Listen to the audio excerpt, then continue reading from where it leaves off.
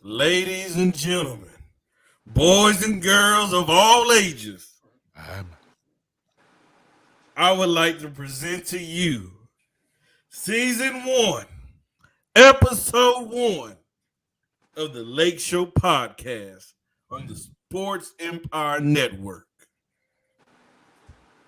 I will be your host, Freddie Henderson. And man, I'm joined by one of the best panels there is in the sports industry. I'm joined by my brother down there in Memphis, Big Doug. They call him Big Time. What's going on, Big Time? nothing. Let's go to work. Let's just be honest with you. If you're gonna do a podcast show on a network, you might as well have the number one franchise going. Come on now. Nobody want to hear about the Sacramento Kings. Nobody want to hear about all these folks. It's the Lakers, man. Let's go to work. Yes, sir. Then we joined, making his debut on the Sports Empire Network, my dude Nick. What's going on, Nick? Can't call it. How y'all doing, man? Like he said, let's get to it. And my dude Mo. Mo better. What's going on, Mo? It's what good, fellas. I'm ready to get it. Let's go. We Lakers. Let's go. Gentlemen, hey, shout out to the chat. Shout out to all the Laker fans in the chat. What's up, my brothers, sisters? But shout out to the Laker haters. Most importantly, you guys are going to make this show. By the way, let's get that straight. The Laker haters are going to make the show. So shout out to you guys. Let's go recap of last season, gentlemen. You know, you're talking about a team that was in the 13th place. Because let's not forget, we had no depth. We had three guys that took up the cap space. We had LeBron James, we had Anthony Davis, and we had Russell Westbrook. We was the laughing stock of the NBA. But Lord and behold, Rob Pelinka made a trade to turn the franchise in the right direction. Rob Pelinka made a trade to set us up in the future. Rob Pelinka made a trade to change the narrative. Because they was calling us old, the oldest team in the NBA. Y'all remember that? But he went to go get some young guns that was ready to run and ready to ball. And he took us from the 13th seed to the 7th seed and eventually went on to go to the Western Conference Finals. Big Time, what was your recap of last season? Oh, we struggled. We cried. And then the sun shined. Big trade.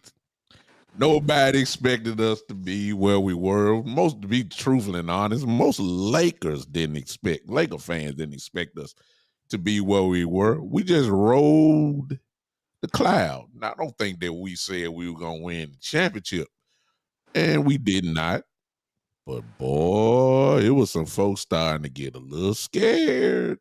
There was a lot of folks that were saying the Lakers were going to beat the Nuggets, actually, to be honest with you. Now, the Nuggets beat our brains out. No question about that. We're going to acknowledge the world champions. They earned it. They did it. And, they won. But nobody expected us to do, number one, the Grizzlies. A lot of people had the Grizzlies winning. I didn't. I knew we would win. And then, of course, nobody expected us to get past Golden State. We took care of them. And then we ran to the buzzsaw. But overall, we looked real good at what we're doing. So I'm pleased with what we ended up with because we didn't want expected to go where we went.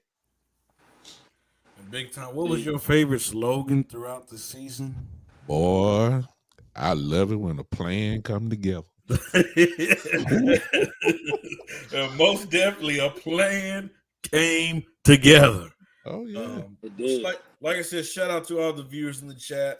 We see you comment. We see you, Jordan, Chase, Desmond. Shout out to all of you guys. Nick, what was your overall reaction of last season, my brother? Just to piggyback kind of off what you guys said, I kind of feel the same way. A lot of the Laker haters, they definitely didn't expect us to make it to the playoffs or make it as far as we did. I mean, like he said, a lot of real fans. I mean, myself, I knew we was gonna struggle to beat the Warriors if we did beat them. However, I know that the Lakers they got a good team. I do believe that there were some things going on as far as internally. We was having issues with at the beginning of the season that caused the losses at the earlier stage. But I do believe Rob Pelinka did a great job. Being the person to make the trade and making an adjustment. So I feel like as far as going into the next season, I feel like we got some good ideas of where we can play who and what we need to do to get it done. Man, I'm gonna tell you before I let Mo go. I heard so much slander, so much talk about this team. And every round, it seemed like, it was luck. They didn't want to call us the real deal. They didn't want to, Doug. They kept saying, it was luck. If John Morant didn't hurt his hand, if this didn't happen, if that didn't happen. But, I mean, eventually, you're going to have to call a spade a spade. Like, Right. That team was just better. And we seen it right after the trade, instantly right after the trade. And I would have loved to imagine what our record would have been if LeBron didn't get hurt. Because let's not forget, LeBron hurt his foot and he missed time right after the trade. Let's not forget about that. We probably would have risen even higher than just the 7th seed. We probably would have avoided the play-in.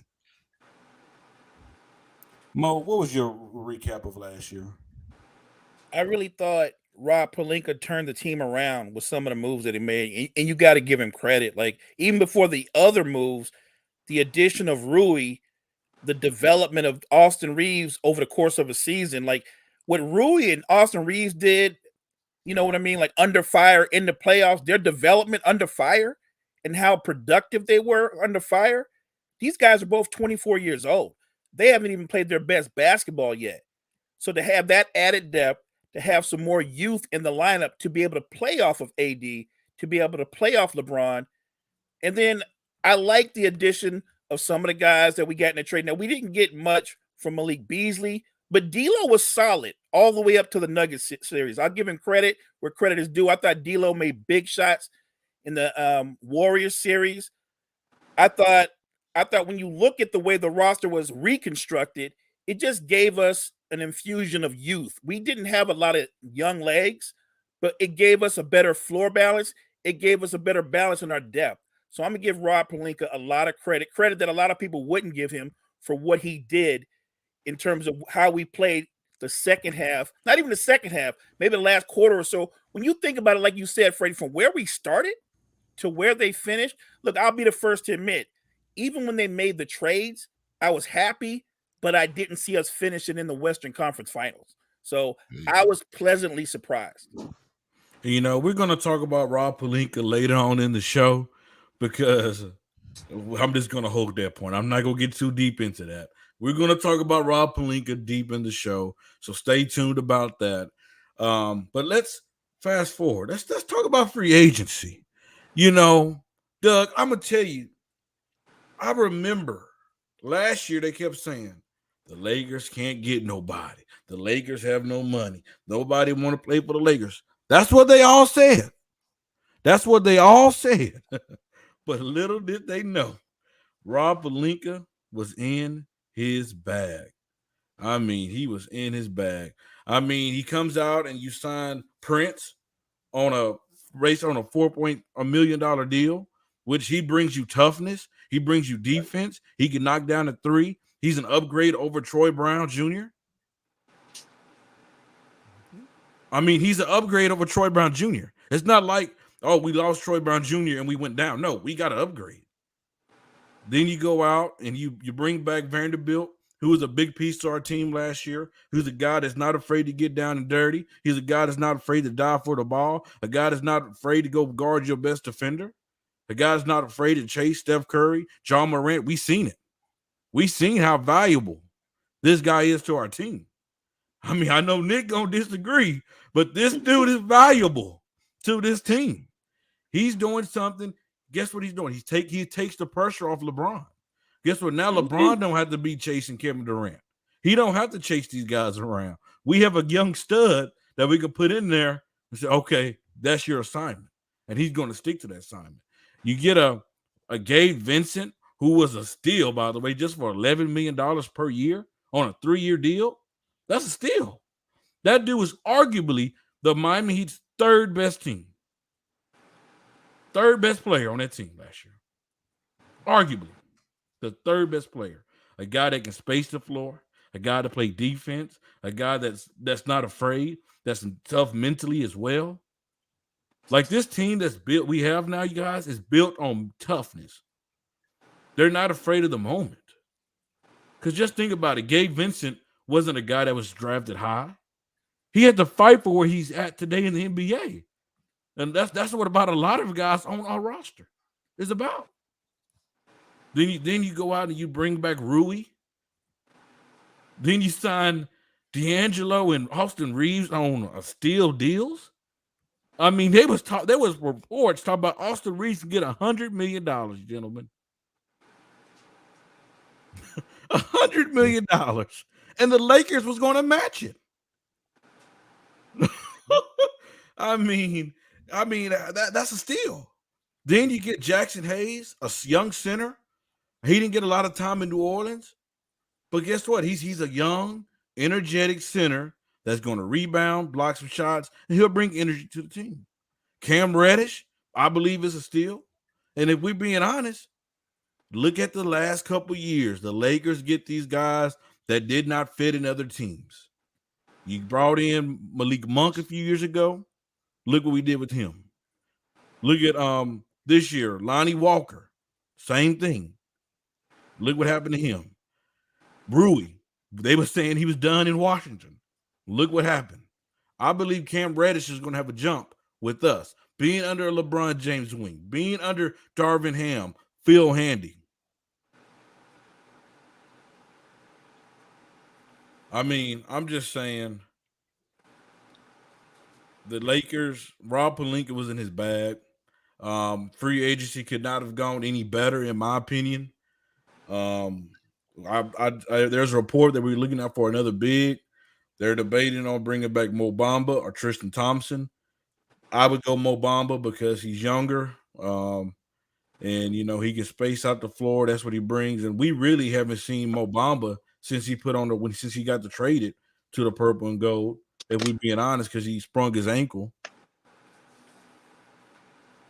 And like I said, before I pass it over to Doug, shout out to all the Laker haters because I seen one just enter the chat. Doug, your turn. Thank you, Freddie. You done took up all the time, first of all. Good Lord of mercy. Jesus. But I know you're excited about it. Listen, just to sum it up real quick. Usually when you say the Lakers and free agency and trades along that nature, the Laker organization is used to getting the top-notch guys. We used to getting, all NBA players. But if you notice the last couple of years, especially with the trade from last year, and then when you see the free agency signings this year, it's obvious to me what's going on, and maybe Coach Ham has something to do with this. And that is, we're not going after the big superstar. What we're doing is trying to get as deep as possible. That's what got us to the Western Conference Finals last year. So when you look at all these guys that have been signed so far on the team, mostly everybody on here is pretty much a role player. However, we have some role guys that have real quality starter-like tendencies. Austin Reeves, man, look, if you didn't think that he didn't grow up right before our eyes, you lost your mind. This kid is a difference maker, offensively and defensively, but especially offensively. His confidence is just went sky high. He can score you 15 a night. We're not looking for guys that score 30. We already got two superstars Everybody else had to fill their role. Rui is another guy, obviously, who fit the role well. We don't have to go through that. We already seen it. However, there is a wild card. And Nick, I know this is where you and I are going to have problems. But I'm telling you, D'Angelo Russell, I'm just saying, some nights he going to put 30 on you. Then some nights he going to put 12 and he going to shoot some bad shots. But it's kind of like what Freddie said at the beginning with the Golden State series. This dude can get you. And that could very well be our third superstar. Everybody on this thing, when you look at the guys that have been signed, everybody has a role. I almost want to say these guys are kind of like Darvin Ham players. Vincent, Prince, of course. Cam Reddish is another little wild card himself. These guys are real good role players that can go off. Some of them can go off. And because of that, somebody put something up here, and then I'll close with this and pass it on. I think it was a guy named Mike that really took my thunder when he didn't know he did. There it is right here, and I'm going to put it up. This is the main thing right here, because we all know AD and LeBron can get hurt. Okay. This statement right here covers us when one of these guys, it's inevitable, LeBron or AD, it always happens. One of them going to go down. When they do go down, just like when LeBron went down, because of the trade, we were able to survive until LeBron came back. Right now, as we speak, if one of them guys go down, I'm still cool because I believe this team is deep enough that they can go with it. So I think that statement there sums up really all what I said right there from Mike Patton. That's a great comment, Mike. Definitely. I'm done. All right, Nick, your reaction on the Lakers free agency. I mean, as far as free agency go, I think we did do a wonderful job as far as picking up, Gabe Vincent. Great role player, like you said, big time, definitely a great role player. Cam Reddish, love to pick up. Have young legs. He can be a shooter, knock down. I feel like he will get his hit his growth spurt right here, being under LeBron, being able to take some pointers, being able to get to the open spots, not having that big moment on his shoulders all the time. Prince, I think that was one of our best pickups. I think we suffer on defense a little bit at times with toughness. Sometimes I feel like we let rebounds get by us. We don't box out. I feel like Prince will help with that situation. That Jackson Hayes, I love that pickup as well. Young youth, which makes sense. It seems like that's what they're trying to do, which is build, like Buddy said in the comments, they're trying to build through the time frames of AD and LeBron being hurt. But I'm going to tell you, that D'Angelo Russell, man, listen, I like him. I'm glad he came back. I can't deal with the inconsistencies. Man, he's played on a big stage. He's had his name. He's in college. He's a big name player. It's like he has the moments. I need it. There's no reason I feel like Austin Reeves should have came in and outshined D'Lo for the second time he'd have been on the Lakers. Hey Nick, I'm just gonna say this. You're right, but there's a security blanket there. We brought in Gabe Vincent. I mean, hey, because let's not forget before D'Angelo went down with injury, this dude was lighting it up. I mean, he couldn't have missed from three. He was hot. Correct. And he's gonna have stretches where he just looks unstoppable. But there's gonna be stretches where if it was a lake, if the goal was a lake, he ain't knocking it down. But we have Gabe Vincent to come in there, and I'm gonna tell you how big that pickup is. And I'm gonna wait till we talk about Rob Pelinka. But that's a security blanket, for D'Angelo. Correct. And I definitely agree. And that's one of the biggest reasons why I think that Gabe Vincent signing was definitely one of the biggest things for us, because I definitely feel like now Russell has something to have in the back of his head. Not saying Schroeder wasn't something to be concerned about, but at the same time, I kind of feel like the level of play for them both is kind of similar. They kind of every once in a while they go on their spurts, they streaky, then sometimes they just not on. You know what I mean? But I feel like that was a great pickup. Like you said, that security blanket kind of takes care of that.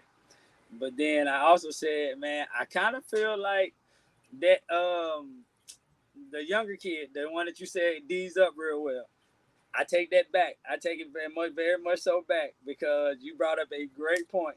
I didn't think about the John Morant situation. I didn't think about the Steph Curry situation.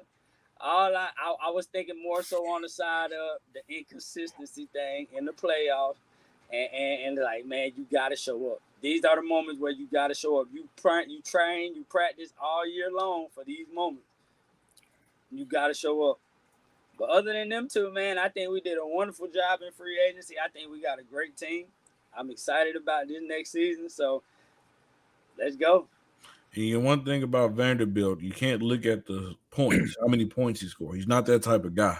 Right. He's a guy that's a lot of things that he do don't show up in the stat sheet. So, just keep that in mind as well. Definitely. Mo Better, your reaction. I love the roster construction. Big Time says something that it applies to the Lakers forever. The Lakers are used to going out and getting big names, but you already had big names. You already had AD and LeBron. You already have superstars. So what did they need? It was more complementary pieces. They needed more depth. And I think they got two guys that are experienced. Taurean Prince is not just a good 3-and-D guy. He's got some playoff experience. He's one of those guys that'll challenge you for 50-50 balls. The acquisition of somebody like him, it rubs off on other players. You like Jared Vanderbilt. I like Vanderbilt not as much as you because, yes, he can D up, but when you're playing against a team where everybody on the floor is a scoring threat, he can struggle because he's not a scoring threat. And then he can't stay on the floor. And that's the problem. D'Angelo Russell can score. He can go up and down, but he's a horrible defender. And if you're playing against a team like the world champions, he can't stay on the floor. So I actually think when you say who would be our big three, I actually trust Austin Reeves more than I trust D'Angelo Russell. Austin Reeves is actually a better all-around basketball player than D'Angelo Russell. It would not surprise me if Austin Reeves averaged close to 18 or 20 points a game.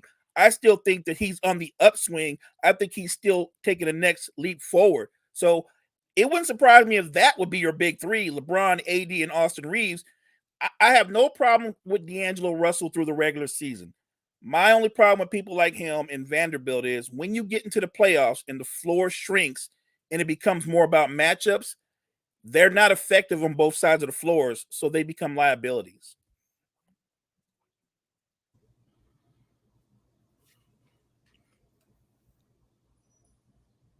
No, I see you about to say something, Doug. You can go ahead. Well, only thing I would say to Mo is that there are distinct roles for these guys.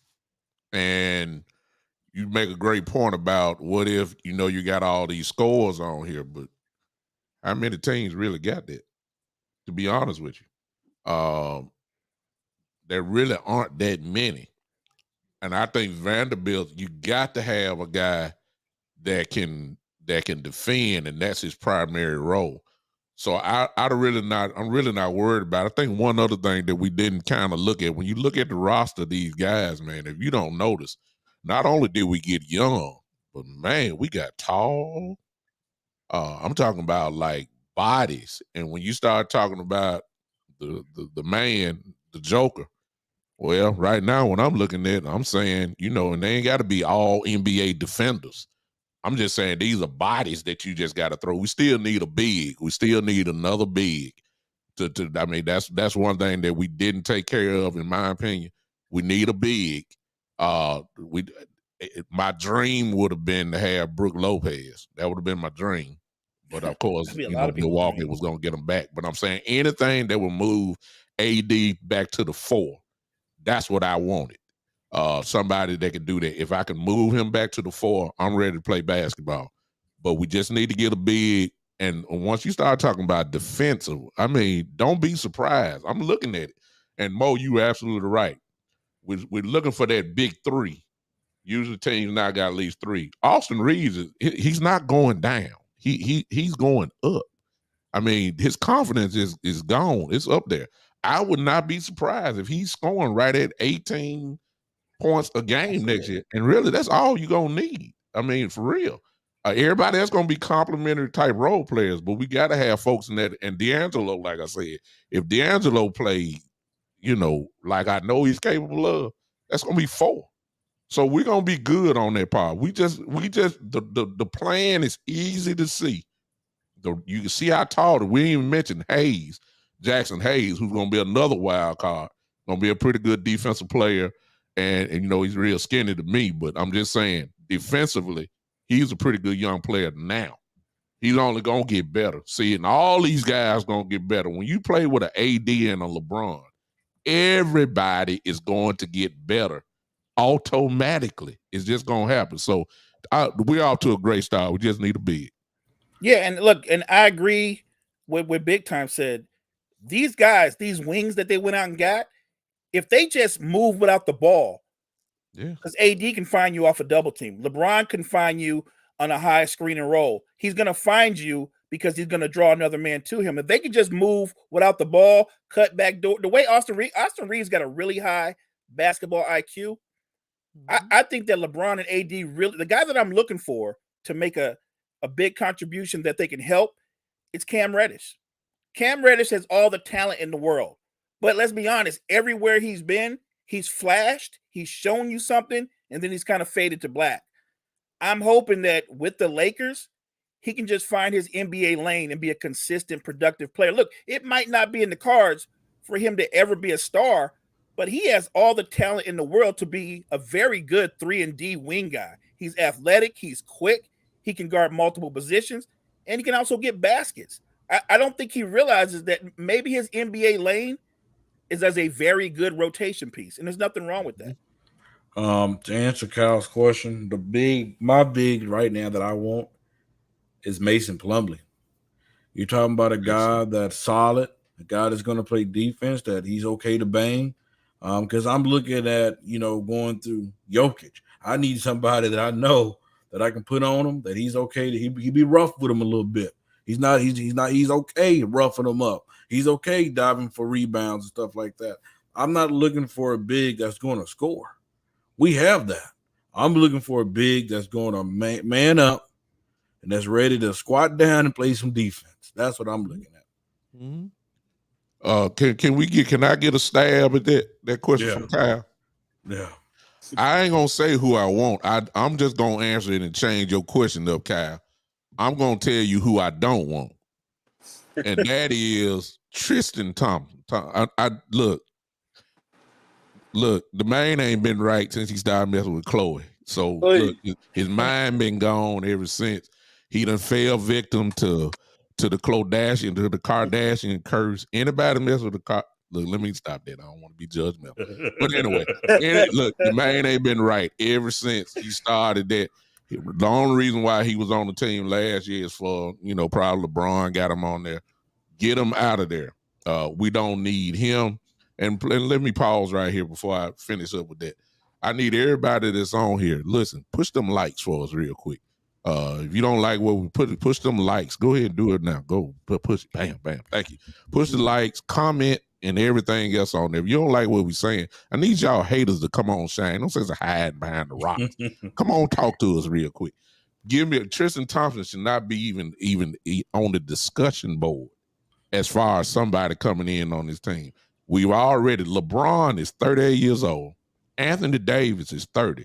Everybody else is in their 20s. Mm-hmm. Good Lord. I mean, this ain't hard to see. Get younger. I didn't even think about Plumlee, Freddie, and because I didn't think about him. I'm going to go ahead and tell you that's who I would want. But if we're not going to get that, I'll go ahead and answer Kyle's question. Go ahead and sign back Mo Bamba. Go sign him back, and then let's roll. That's all I got to say. Yep, I agree with you. I want to touch on Shane's comment. Shane said, how would y'all go about trying to give LeBron rest and trying to limit the injuries in the season to give the Lakers a lift in the playoffs? Me personally, we have so many options with this lineup. I wouldn't mind doing what the Clippers do with Kawhi. And I know this is going to sound crazy, but LeBron at this stage of his career, he deserves some rest. I mean, he's still 38 years old, about to be 39 in year 21. I mean, with the pressure that LeBron can be for the playoffs, that's scary. And these Laker haters in the chat, they don't want to see that. They want to see him hurt. They want to see him missing time, but because we don't really need him in the regular season, it's in the postseason when he's going to shine. And the most beautiful part about it, that we seen the first time last year, we've only seen this one time in LeBron James' career. He deferred to somebody else. He deferred to Austin Reeves. We've only seen that since Kyrie Irving. And I'm gonna make a bold statement. I think this is probably the second best team LeBron James have ever played on in his career. That's a bold statement. Very bold. Matter of fact, you might need to calm down a little bit right there. Just hold tight. But the second best team he's ever played. Nah, just hold on, Freddie. Let the team play first before we go that route. Just hold on. Okay, let me rephrase this. Yeah, thank you. Let me rephrase this. On paper, I'm loving it. You're making me team up with the haters now. Good Lord. Let me rephrase that. On paper, this is the second best team that LeBron James has played for. On paper. Let's get that straight. I don't know about that either, Freddie. Just go ahead. I know. I think I might find myself on TikTok. Yeah. But let's move to the next topic, you guys. You know, we've been critical of one man for the last couple of years, really since he ever came in LA. We've been critical of Rob Pelinka. We criticize this man, saying that he don't know what to do. He don't know how to do his job. He's been horrible. He need to be fired. We said it all. But gentlemen, I think it's time for us Laker fans to give him some respect. I think it's time to put some respect on Rob Pelinka's name. Because ever since the trade deadline, he's been the best general manager in basketball. Let me say that again. Since the trade deadline, he's been the best general manager in basketball. Why do you say that, Freddie? Just imagine look what he turned the old team into. The team of Russ Westbrook, Trevor Ariza, Kent Bazemore, Wayne Ellington. Those guys. He turned those guys into young pieces, to quality role players that's willing to come off that could be a rotational piece. He actually got us players that can play big minutes. And I think he only had to give up one draft pick, I believe, to do all that. I'm just saying, I've been very critical of the guy. I've made statements like Kobe made him. I've made those comments. But Rob, I'm sorry. I have to salute to you. And so far, you've been the best general manager in basketball since the trade deadline. And to be fair, I'll give Rob credit for what he's done since the trade deadline, because he's done really well. But he's also kind of good at cleaning up his own messes. Like Russell Westbrook was a Laker because of Rob Pelinka. Like that, Rob did that. Like, why would you think about what we had? That's KCP and Kuzma gone. They would have still been here.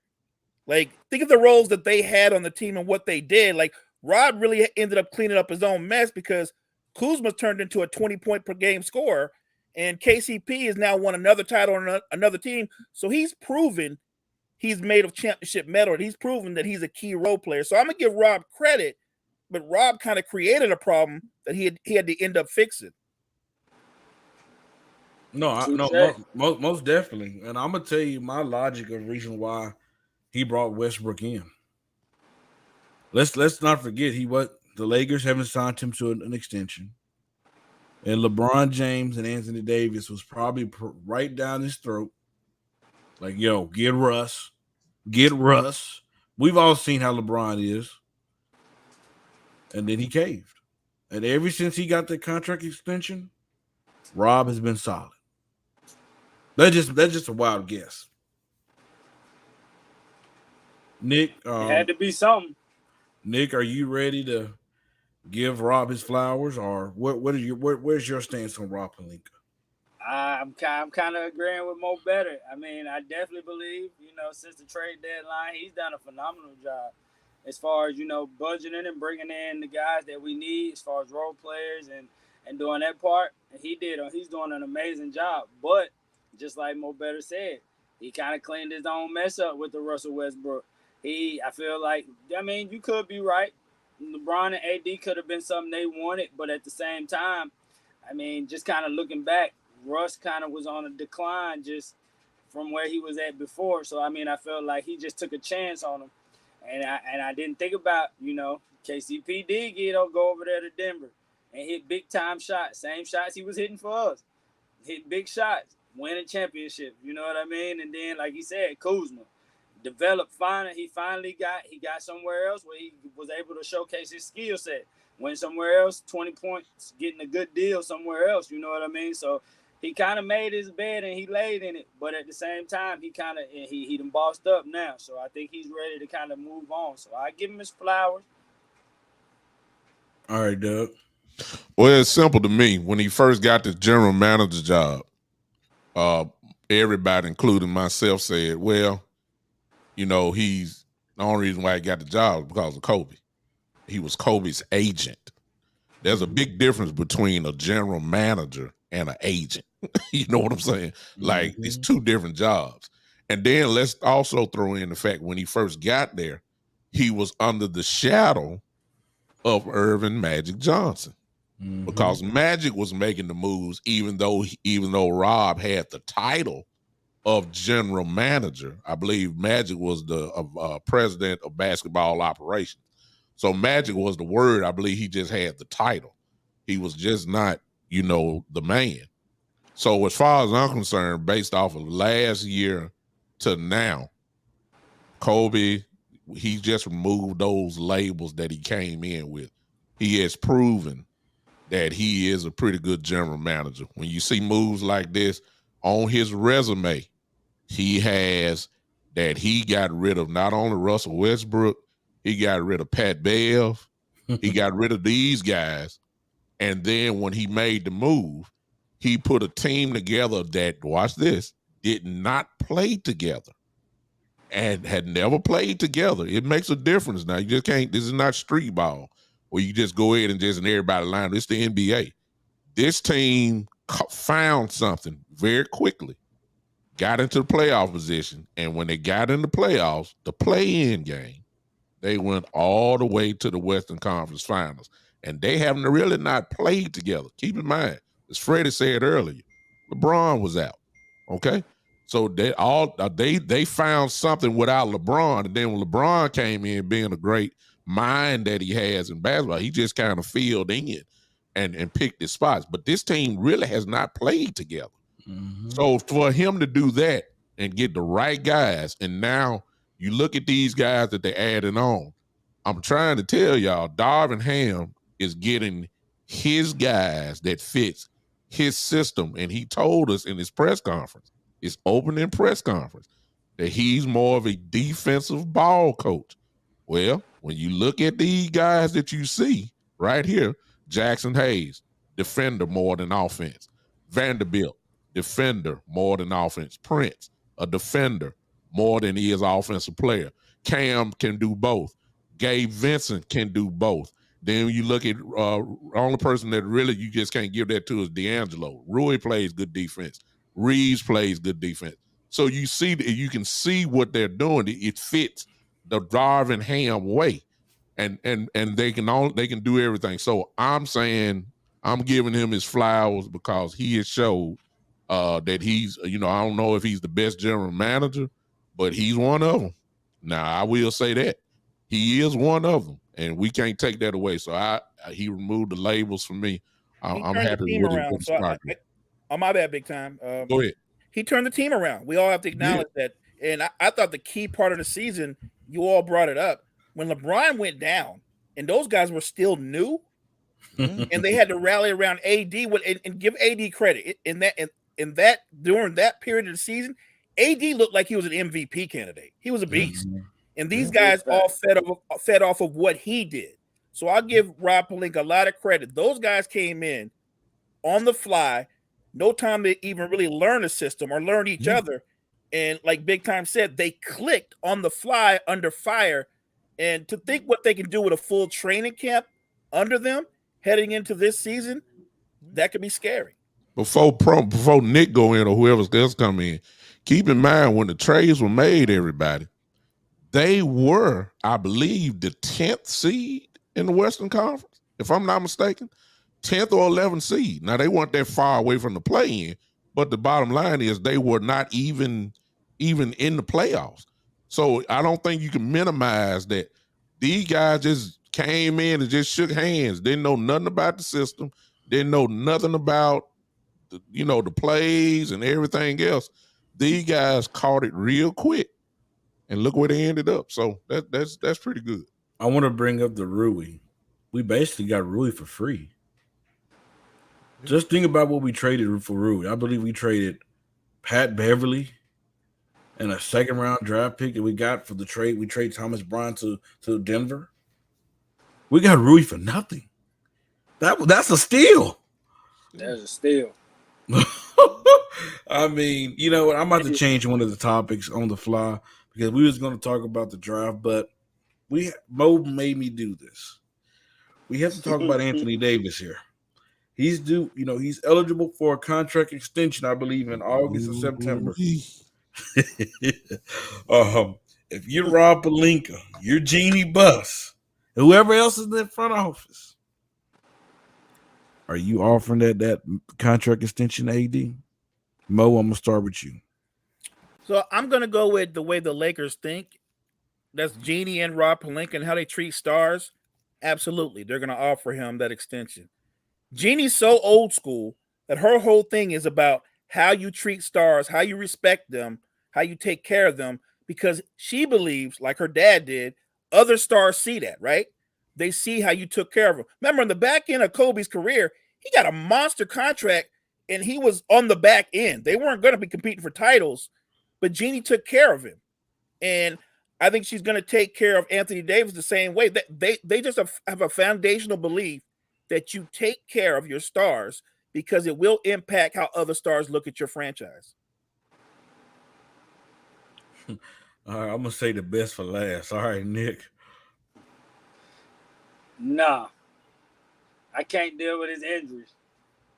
I don't know how long his turntable is gonna be as far as when he goes down and get injured.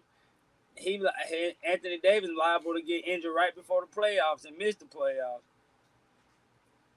I mean, he done did it a couple different times, and I mean, it's just the fact that the inconsistencies. I mean, the team he's one of the big three. You gotta treat your body healthy, or you gotta communicate with the organization and let them know, hey guys, I'm not 100% today. I can't play today.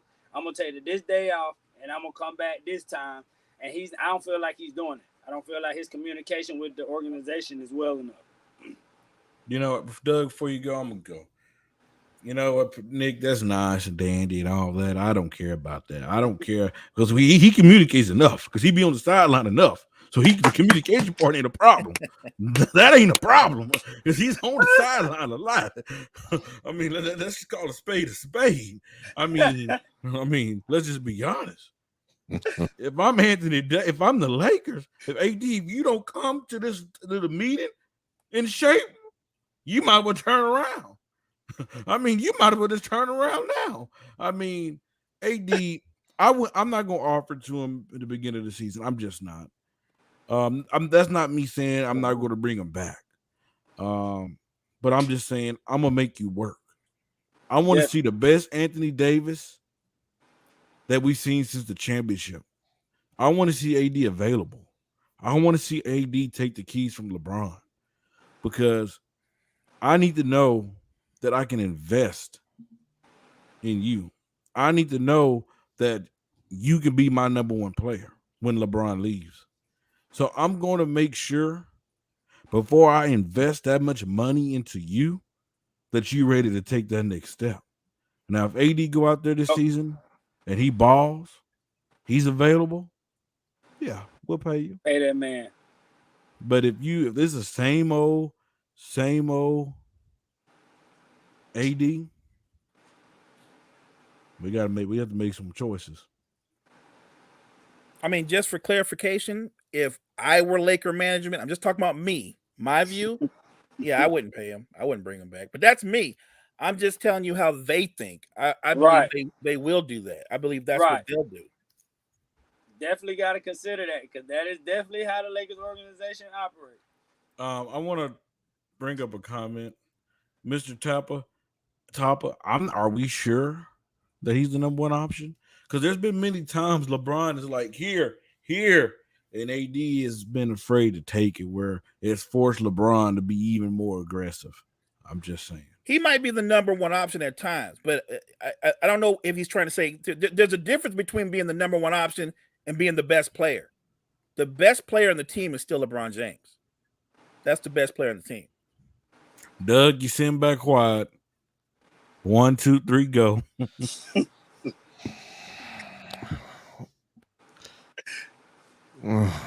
Nick said it best, and Mo Better said it best. Are they gonna offer it to him? Yes, because the pattern of the Lakers is obvious. They always gonna feed their superstar players. Anthony Davis is a superstar. I don't know how he got on the 75th anniversary team, to be honest with you, but he's on there. And because of that, you have to give him that type of respect. Well, should we do it? No. And I'm going to take it even a step further. To ensure the future of the Lakers past LeBron, I think we ought to trade him because you're going to get a big package for him. And that would help us out for the next probably 5 to 6, possibly 7 years. To be honest with you, you're gonna get a big return for him. Now, Mo Better said something great, but Mo Better said something earlier that I think needs to be highlighted. I would go off on AD, and I am slightly, but when LeBron sat down, AD lost his mind.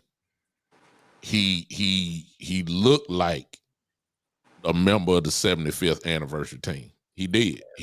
Matter of fact, they were saying he was the MVP. So now the only reason why I brought that up is because I'm saying, like, okay, can he play with somebody on that level that's on his level? Because he don't show up. He's not as, the rebounding are gonna always be there. That's obvious. He gonna get those. The defensive side of the ball, he always gonna play well defensively. But scoring is where he goes up and then he goes down. He goes up again, then he goes down. But when LeBron was down, he was up every night. So my question is, can he really play with somebody that he has to share the load with? That's my question now, because when LeBron was not there, oh my God, I was like, my goodness, are we going back to the New Orleans and the Davis? Because that's what he looked like. And he was clowning. So I'm starting to wonder, in a very inadvertent way, is LeBron being there hurting him? You see what I'm saying? I'm starting to wonder that just a little bit, because his inconsistency is just showing up too much for me. I personally think that when the man walked to the mailbox, he's almost about ready to be injured. If the wind blow, he got a sprained ligament in his elbow. If he coughed too hard, I mean, he got a collapsed lung. If he, you know what I'm saying? If somebody elbow him while he posting up, the man has got a torn PCL or something. Foot problems. If it ain't his foot problem, it's his wrist problem. If it ain't his wrist problem, this is Anthony Davis. This is what we've seen since New Orleans. This is what he brought to us in Los Angeles. And based off his injury history alone, I can't invest into him like that. I think, me personally, I want him to. I would consider trading. I would, and I'm on board. And ensure the Lakers. LeBron gonna be through. Well, LeBron leaving after this year anyway. Right. If his son, whatever team his son go to, that's where he's gonna play his final year. Everybody already know that, or at least you should know, because he's been saying it for a long period of time. So not only are you gonna lose LeBron, can you ensure and get the keys to this franchise over to a guy who predominantly does not be there when the bell rings? Anthony Davis is more hurt. He ain't like Zion Williamson now. He's not like that right now, but he's going to miss a few games. He ain't like Kawhi Leonard, but he ain't too close from him. You see what I'm saying? This guy, I never could really invest into him. I know he's very skillful and all that kind of stuff, but I just don't want to invest into him like that. I think that a trade ought to be, on the table. So that's me. I second that. All right, real quick. We don't have long, but real quick. I'm going to ask a question because I thought about this the other day. And I thought long and hard. There's somebody available in Portland right now. And right now in Portland. Is it time to go after Damian Lillard? Say, hey, Anthony Davis is available? Would you pull off that trade? I'm just asking. I don't know. That's tough for me. That's tough because I do believe Damian Lillard can come and be very effective for us. But my thing is, do we hand over the keys to the city to Damian Lillard after LeBron leaves? Let's not forget, Dame's 32. So you won't be handing the keys to him that long. Correct. I wouldn't make that move. I think Damian Lillard's a great player, but you can ask an honest question. Could Damian Lillard be the best player on a title-winning team? I have no idea. My answer is I don't think so. I think Dame has to play with somebody as good or better than him, but I don't think he could be the best player on a title-winning team. Good point. My only question is, and no, I don't think so. And I don't think the Lakers would make that move because the obvious question is, okay, if you were to do that, what do you have to give up? And I think that price would be way too high. Way too high. And just based off that alone, that's the reason why. But Mo Better just said it best. 32 years old. No.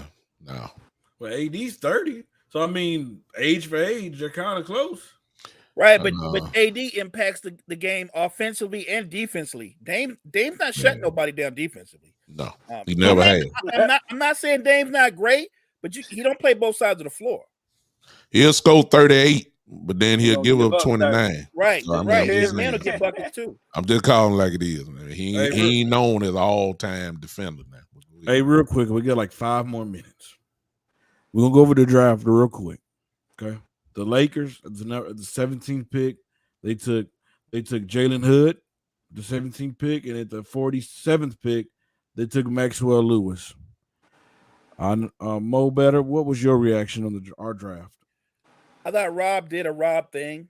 He took a safe pick. Jalen Hood is a good player, and he'll be a good rotation player. Probably have to spend some time in the G League, but he'll be a good rotation player.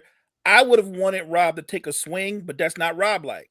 I would have wanted him to swing and go for Cam Whitmore because Cam Whitmore has next level superstar talent. And he would be much more than just a rotation player. Matter of fact, Cam Whitmore, I'm willing to bet he won't spend any time in the G League. So I just thought Rob did a Rob thing and he went with a safe pick. All right, Doug. I think they made a real good draft. They had a real good draft. I'm sorry. The only thing that I think that people got to understand is with this team that they have, when you look at the roster, you automatically know that these two guys, unless they just come in and just completely show out, they're not going to get no time anyway. I think Mo Better just said it best. Both of them would probably be in the G League. Yep. Starting off, the roster is just about already set. So there's really not a rush on these guys. The kid that we drafted at 17, he can play. But it's going to be hard for him to get on the court, considering that you got Gabe now. You done brought D'Angelo back. Usually teams don't carry 3-point guards or we just got too many guards when you throw in Reeves and all that kind of stuff. Now, training camp is going to tell the whole thing, but I just think that there's really not room for him. So he has time to develop. But good, solid picks. And when you're drafting as low as we are, I mean, we're not drafting all stars. I mean, come on now. The Lakers are drafting at 17, usually by pick 5 or 6. You know, it's a crapshoot everywhere. So I like what we did. All right, Nick. Yeah, to piggyback off you guys, yeah, I like what we did as well. I think the two guys that we picked up are definitely guys that can come in, not necessarily within the next 2 years and play a big role, but I definitely believe they got some good shoes. You know, get definitely good guys in front of them that they can watch to develop and understand the flow of the game. So I definitely think we did very well, kind of filling the roles and kind of getting bodies in places just to be able to have people there. Because, like you said, big time, you know, there's not really too much talent picking at 17. You know, so I mean, you got to pretty much get what you can at the best that fits your structure or depth chart. Well, I'm gonna say this. I love the draft. I believe Rob went out in there and said, you know what, we need a security blanket. Just in case we lose Austin Reeves, we need somebody else.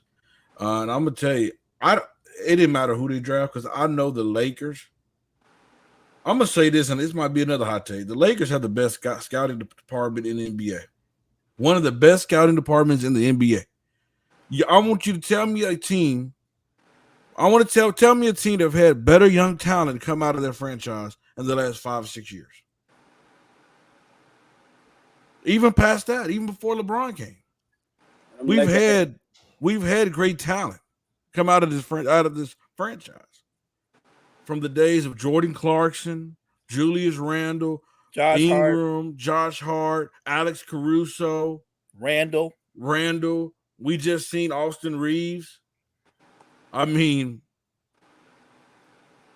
we've done the Lakers. I mean, I see the haters. Yes, OKC's they do a great job as well. But I'm just saying the Lakers is one of them teams as well when it comes to drafting, finding talent. And let me say this real quick, Freddie. We do draft well, but in the history of the Lakers, you know what we don't really do? We don't usually develop young talent. We don't. No, we don't hold on to it. That's not what the Lakers are for. Think of the history of the Lakers. Outside of Magic, who you didn't Magic came in was a natural. Worthy was a natural. Kobe needed a couple of years, but then it only took a couple of years. But other than that, we don't develop young talent. We develop it just long enough to where it has value, and then we trade it because that's what we do. The Lakers are known for making the big trade. They don't hold on to young players like that. That people talk about what the Lakers do in free agency. We don't kill in free agency. We kill people with the big trade. If you think about the history of the Lakers in free agency, you got Shaq and you got LeBron. Those are the two big acquisitions they got in free agency. The Lakers don't live in free agency. Throwing Kareem on there too. Well, yeah, I thought Kareem was in a trade. Kareem was a trade. Right. Oh, you said free agency. I'm sorry. Right. The Lakers get better through blockbuster trades, not through free agency or the draft. Yes. Most definitely. Right. I mean, but I just want to let you know when we talk about scouting talent, we're definitely a top 5 organization when it comes to scouting talent. That's all I'm saying. But gentlemen, man, this was a great episode 1 of the Lake Show podcast here on the Sports Empire Network. Joined by my dude. Hey, round of the table, Doug. Tell the folks what you want to say, Mo, Nick, before we sign off. Listen, before we leave, I need to see everybody do them likes again. If you like the podcast, just hit the likes. If you're looking for me, just go to simply the Big Time Show on YouTube or the Big Time Show on Facebook. I ain't gonna give you all the rest of them. That'll be on my show. I'll be live tomorrow night at 7 p.m.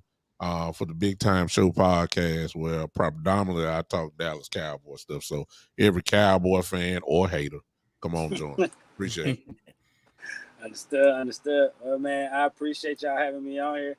You can find me on all social media platforms at @PromoNick_PF. I teach people about financial literacy and how to basically leverage business credit to make cash, get cash. You can find me here on the Empire Sports Empire Network. I'll be on tomorrow morning, Coffee Sports in the Morning. Look for us at 9 o'clock with me, Coach Dante, and Chris. And you can find me later in the evening. It'll be my first episode with the guys in the cheap seats. So can't wait. Let's do it. Yes, sir. Until next time, you guys, We are out of here.